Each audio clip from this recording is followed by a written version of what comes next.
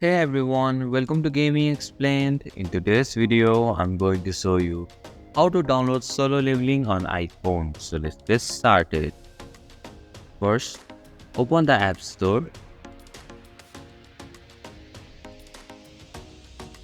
Tap on the search icon from the bottom right corner of your screen. In the search bar at the top, type solo leveling and hit the search button.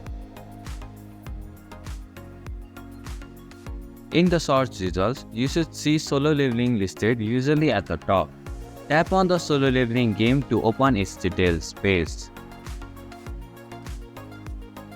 On the app details page, you will see a button that says Get or shows a cloud icon with an arrow.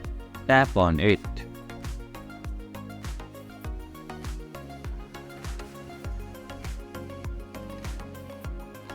And this is how you can download solo leveling on iPhone.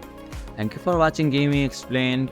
Hope this video was helpful. If it was, then hit the like button and comment down if you have any questions or feedback. Also, if you are new to our channel, please subscribe and hit the bell icon so that you don't miss our upcoming videos.